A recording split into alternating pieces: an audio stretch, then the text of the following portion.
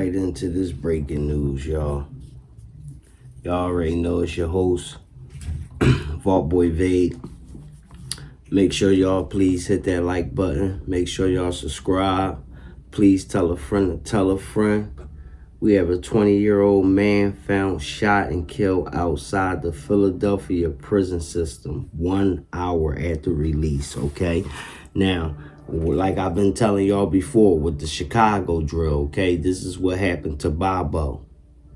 This is exactly what happened to Bobo. When Bobo left the jail, and I'm going to let y'all take a look at that too, how Bobo got hit. When Bobo left the jail, Bobo walks out the door. He gets in his friend's car. He drives off. They get to the first light. Boom, boom, boom, boom, boom, boom, boom, boom, boom. They 0-5-1 him. They 0-5-1 him. Straight up. And this is what happened to this young man. He basically, he got 0-5-1. So, let's get into this story. A 21-year-old man was shot and killed on the grounds of Crown from Hull Correctional Facility in the Holmesburg section of Philadelphia, less than an hour after being released from the prison, police said. The victim has been identified as Rodney Hargrove of Philadelphia. Philadelphia Department of Prisons Commission Kameny said Hargrove was shot and killed while his family was on their way to pick him up. Wow. Hargrove was released at 1:10 a.m. Thursday at the posting bell. Prison personal transported him across the street to the SEPTA bus stop, which is the official drop-off point where he awaited for his family. Approximately 47 minutes later, Corney said a car began to chase Hargrove at the drop-off point, and he ran back into the prison grounds. Hargrove ran past the entrance gate where a guard is usually posted, and the vehicle followed. Courtney said the arm to the gate was in a raised position, which allowed the vehicle to enter.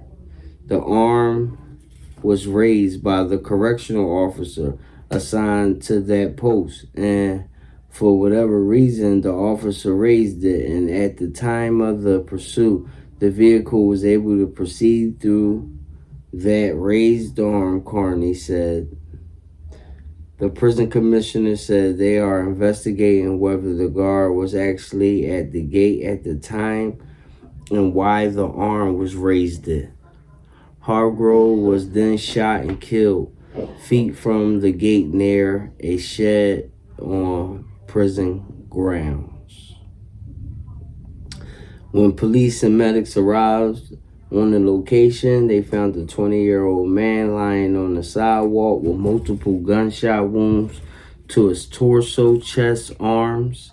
According to Philadelphia Police Chief Inspector Scott Small said based on ballistic evidence, at least 10 shots were fired from a semi-automatic weapon.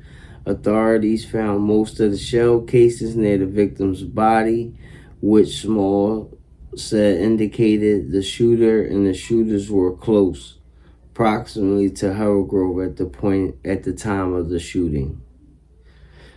Prison guards described a black-colored vehicle seen speeding from the property after hearing gunshots. Based on information by some of the guards in a nearby shack, they did not see the shooting take place, Small said. Courtney said there are no surveillance cameras at the SEPTA bus stop because that area is beyond the prison campus.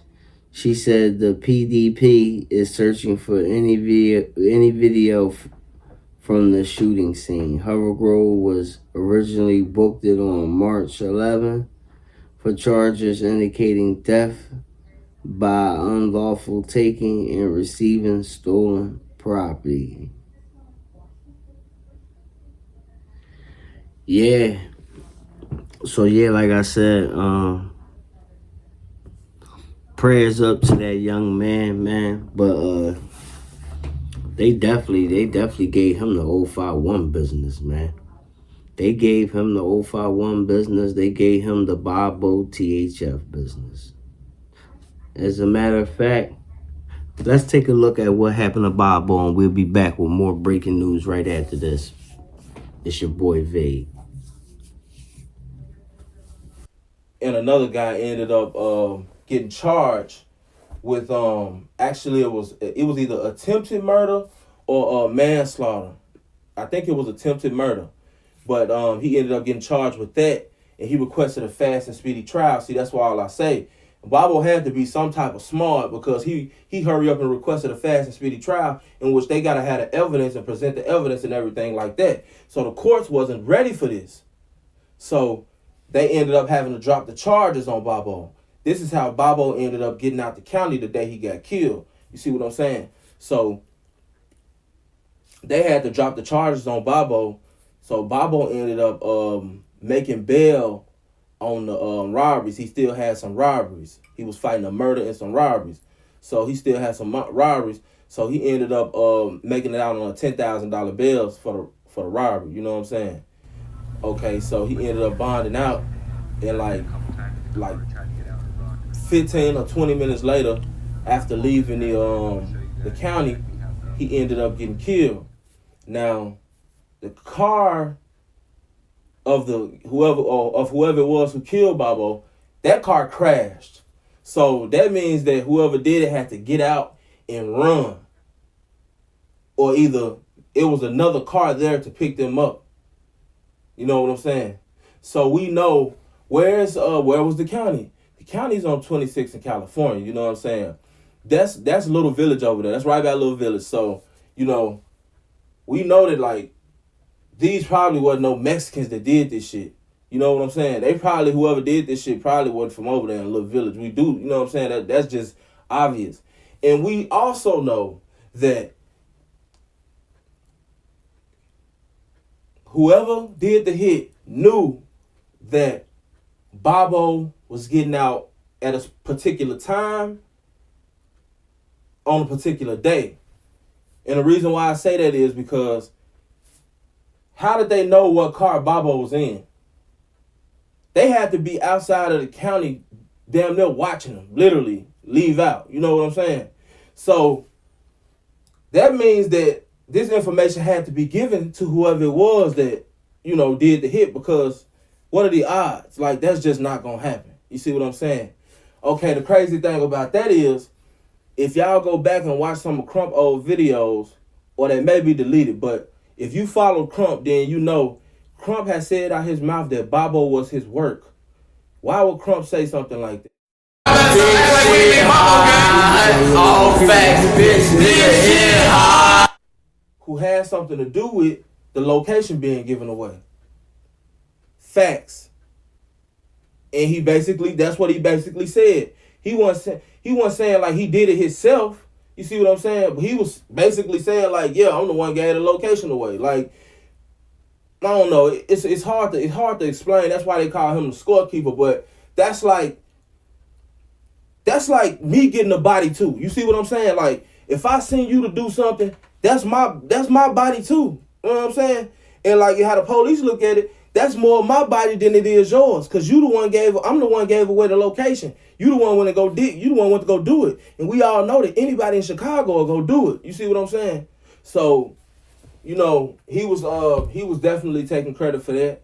You know what I'm saying? And everybody knows who did it. I don't even have to talk about, who did it. Everybody knows who did it. And it was a very high profile case. You know what I'm saying? But I think the story that that we can learn from Bobo, may he rest in peace, free all of the guys from THF, is we need to do like the best we could to try to, not let our right hand or our left hand know what our right hand is doing. You see what I'm saying? My channel getting taken down as a perfect example of that, because everything I was doing, I was putting it right there for everybody to see. Well, this video is a dedication to the life of Bobo, and also a pledge that I want to make to my subscribers that mistake will never happen again. It's your boy SNTV. I'm out. Go in, folks. Go crazy, folks. Gang in this bitch, man. This G bubble bound, still in this bitch bound. I'm on these drugs right now. This shit don't stop. Gang banging with my Glock. You hear me? Man, THF, nothing up, man. You ain't right, you getting left, man. Free me, man. Free Zoom, man. Free South G, free K-Town, man. Gang banging, throwing sets, bitch. Take a check, take down gang, tuck your chain, remain the same. Got a gang, RIP right here. Fuck you, man. Gang. Okay, we back. Now that's the story right there of Bobo. As y'all can see how 051 slid down on Bobo, and that's the story of Bobo, you know, with THF and what I was saying, it was THF and 051, okay? And I'm telling you, they not afraid, man. These kids are shooting on any grounds, man. They not afraid. They don't care. They letting it fly. It don't matter where is it at. But let's take a look at what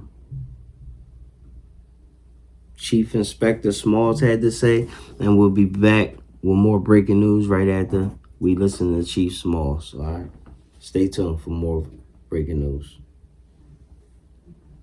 Action News tonight is the deadly shooting of a man who had just been released on bail from Philadelphia's current Fromhold Correctional Facility. 20-year-old Rodney Hargrove was a free man for about an hour before someone from outside the prison showed that they wanted him dead. And that's exactly what happened, chasing Hargrove back onto prison property. Action News reporter Katie Catro is live at the prison in the Holmesburg section of the city. Katie, a whole lot more questions than there are answers. Jim, the family still has a lot of unanswered questions after their 20-year-old son was waiting at the SEPTA bus stop before he ran over back into the correctional facility where officials say he was shot and killed. Took my boy. This is the face of a father grieving for his 20-year-old son, Rodney Hargrove. Because nobody should be getting shot coming out of jail. Officials say Hargrove was locked up a week ago on 6 charges, including carrying a firearm without a license. He was released just after 1 o'clock this morning after his dad bailed him out. Prison personnel transported Hargrove across the street to the SEPTA bus stop. While waiting on family for nearly an hour, officials say Hargrove ran back onto prison grounds while being chased by a vehicle. Officials say Hargrove ran past the entrance gate where a guard is usually posted and the vehicle followed. Hargrove was shot and killed feet from the raised gate. Prison Commissioner Blanche Carney says they're looking into why the gate was raised. It's raised by the correctional officer assigned to that post, and for whatever reason the officer raised it, and at the time of the pursuit the vehicle was able to proceed through that raised arm. Now his family is demanding answers. Usually a guard that attends that booth. Where was he at? His grandmother says he was a good person and can't think of anyone who would be after him. It's going to be missed so badly. And he's my child, my Roddy, my grandson. And Jim, investigators say guards saw a dark-colored vehicle leaving from the scene, and prison officials say they are aware of a video posted to social media just as Rodney was leaving the correctional facility with his live location in it. Reporting live here in Holmesburg, Katie Catro, Channel 6 Action News. Jim? Katie, thank you. Yep, and that was Chief Inspector Smalls from Philadelphia Police Department, and that's what he had to say on about the 20-year-old guy from Germantown being shot on on prison grounds. There are a lot going on up in Germantown. To all my young snipers, stay safe. That's where I'm from, the Big G. And that's all the breaking news I have for the day. And we'll be back with more Vault Talk a little later.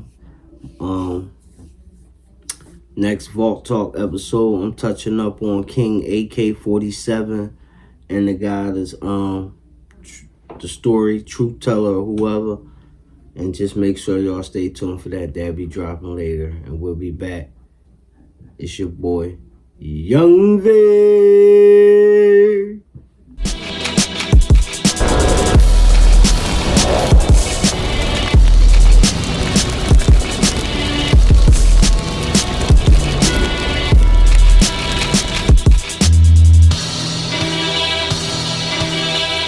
Tangless version today.